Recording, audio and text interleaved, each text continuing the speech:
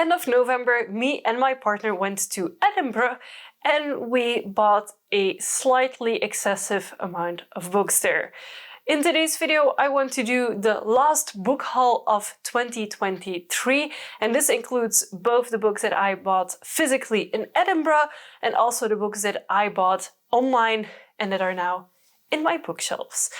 This is going to be a rather long list of books, and before we get into this, I want to really accentuate that the amount of books that you physically own does not define you, does not make you a better reader or whatever.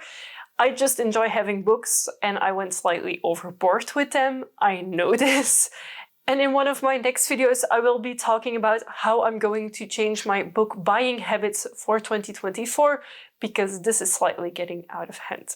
And on this list are a grand total of 26 books. And to imagine that at the beginning of this year I didn't even own 50 books, this is a really big amount to me.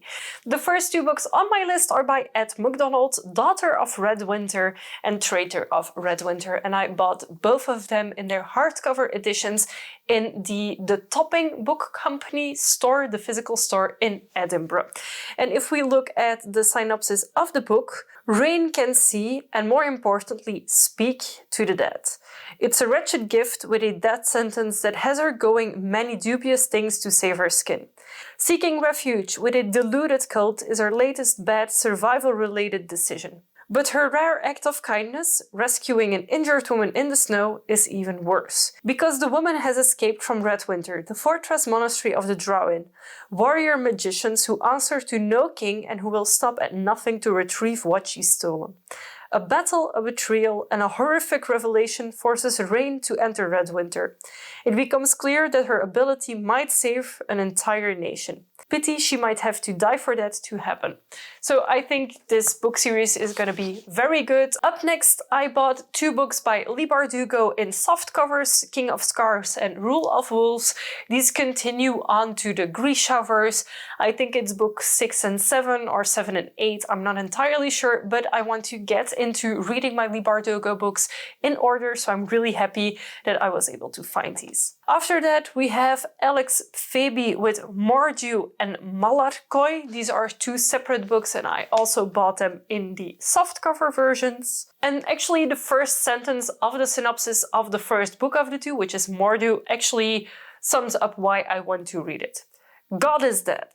His corpse hidden in the catacombs between Mordew. In the slums of the sea-battered city, a young boy called Nathan Treves lives with his parents, eking out a meager existence by picking treasures from the living mud and the half-formed, short-lived creatures it spawns. Until one day his desperate mother sells him to the mysterious master of Mordew. The master derives his magical power from feeding on the corpse of God, but Nathan, despite his fear and lowly station, has his own strength. And it is greater than the master has ever known. Great enough to destroy everything the master has built, if only Nathan can discover how to use it. So it is that the master begins to scheme against him, and Nathan has to fight his way through the betrayals, secrets, and vendettas of the city where God was murdered and darkness reigns.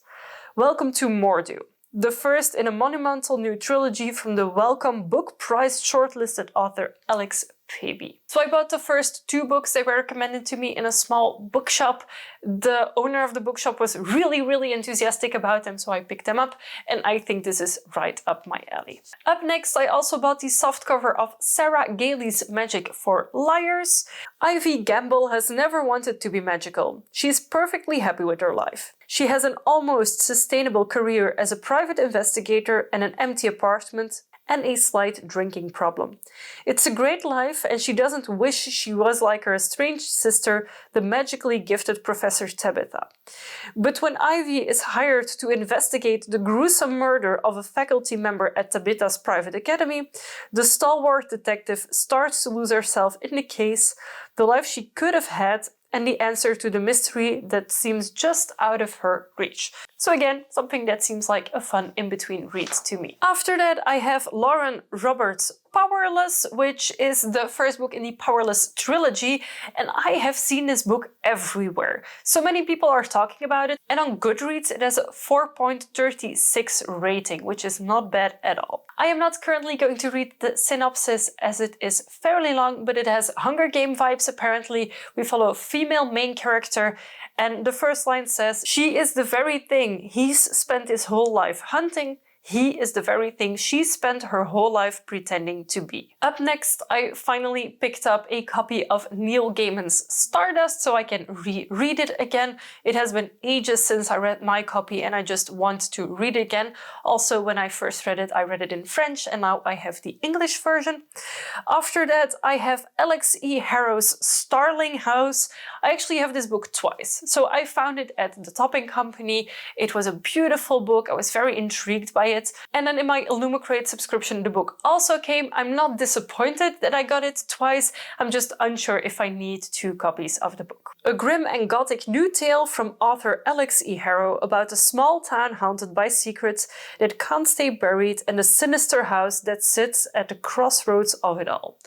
Seems good to me. After that, we have Assistant to the Villain by Nicole Maehrer. At this point, you know that I've already read this book and I really enjoyed it. And also it was voted 2nd best in the Goodreads Choice Awards under the Romantasy category. And I'm really excited for book 2 whenever that comes out. After that, I have Nicolas Bowling's The Undying of Obedience Wellrest, which looked like a gorgeous book. So like the cover of it was very pretty. And then it says, "To the horror of young gravedigger Ned, body snatchers have been visiting his churchyard in the dead of night. Until now, he'd been daydreaming about another visitor, daughter of the manor, Obedience Wellrest. But 16-year-old Obedience has troubles of her own, her loving but overbearing father, and his wish to see her married to a rich man of science, Phineas Mordaunt. But when Mordaunt starts to poke his nose into her family history, in particular the ruinous research of her late Uncle Herbert, Obedience enters into a dangerous game of death and Ned might be the only person who can save her." So yeah, Gravedigger boy, something with graves and death and everything. I personally enjoy. I just hope that this isn't a horror book. However, I hope it to be a fantasy book. After that, we have Jenna Levine, My Roommate is a Vampire. The basic premises of this book is that there's 2 people living together and one of them is a vampire who just has his active life at night and the other girl has her active life in the day. So it's like the perfect combination of one not being there when the other's there. It's a romantasy book and I'm like curious to see how it goes and a lot of people have been recommending it to me. Then I picked up a trilogy by Luke Arnols, Dead Man in a Ditch, The Last Smile in Sunder City and One Foot in the Fate. Welcome to Sunder City. The magic is gone, but the monsters remain. I'm Fetch Phillips, just like it says on the window. There are a few things you should know before you hire me. 1. Sobriety costs extra. 2. My services are confidential. 3. I don't work for humans. It's nothing personal, I'm human myself, but after what happened to the magic, it's not the humans who need my help. Walk the streets of Sunder City and meet Fetch, his magical clients, and a darkly imagined world perfect for readers of Ben Arnovich and Jim Butcher. So I'm super excited about this series. Up next, I picked up 2 other T. Kingfisher books, What Moves the Dead and The Twisted Ones. I haven't really looked much into them as I have a bunch of T. Kingfisher books that I still need to get through, but as I've thoroughly enjoyed the previous ones I've read, I just wanted to pick them up as well, and these are both soft covers. Then I finally got my hands on a book that I really wanted by someone who actually dances with me. She's called Evie Belknap, and she wrote the Tenfold Tenants. It's basically a house full of magical beings, and you have this caretaker that actually looks after all of the people living in the house. And they're all like magical creatures, and then suddenly a human comes to live there as well, and he's like, where do I put the human? How do we do this? So I hope it is as funny as she promoted it to me. I bought it off of Amazon. This is the only place where you can currently find it, and I'm really curious to read it. It is a paperback version only for now, and yeah, I'm really excited, and I truly hope that I read it sooner than later, even if my TBR pile is massive at this point. The next book is the first book by this author that I physically own, and it is Rebecca Yarros' Fourth Wing. However, this is the exclusive edition with the extra chapter at the end, and I've had the book for more or less a week at the point that I'm filming this video. Have I already read the extra chapter? No, I haven't. Do I want to? Yes, absolutely. So I will of course be doing that pretty soon. After that is some books that only arrived today, the day that I'm filming this video, and actually bought these on Black Friday. The first one is Sarah Hawley's A Demon's Guide to Wooing a Witch. So the first book was a witch's guide to fake dating a demon, and in the second book we follow different characters in the same realm who also want to get together, or like the demon wants to seduce the witch, basically. It's not the same characters as the first book, it's actually her best friend and the mentor of the demon that she ends up dating. So, the first book was hilarious. I think this will just be a very, very fun in-between read. The next book that I got is Rose Black's Till Death Do Us Part. This was described to me as a D&D campaign type book, but then a romance book based on D&D characters. I haven't really looked too much into it as I want to be surprised by what it is and how it is written and what it is exactly about, but the premises seemed fun. That's why I got it. I also finally got my hands on Carissa Broadbent's Serpent and the Wings of Night, which I'm very excited about, and the second book to that series was actually one of the finalists of the Goodreads Awards, so they have to be good.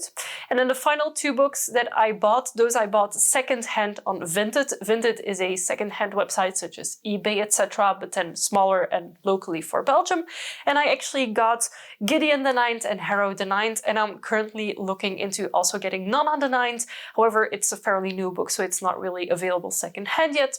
I'll just keep an eye out for it. What Gideon the Nth and Harrow the Nth kind of was sold as to me is like lesbian necromancers. And when I heard that, I was like, are you for real? And the books have such high ratings that I was like, I'm curious, I need to know what this is about. So those are the final books of my 26 book haul. About 20 of these I bought physically when I was visiting in Edinburgh. Fun story, we actually had one suitcase with us, and at first we were like, oh, we'll just fill the suitcase, put our clothes in a backpack, it will be fine.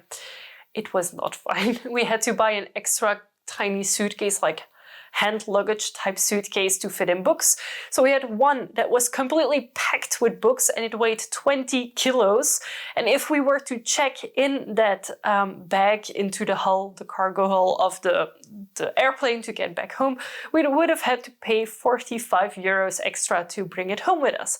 However, they don't weigh hand luggage.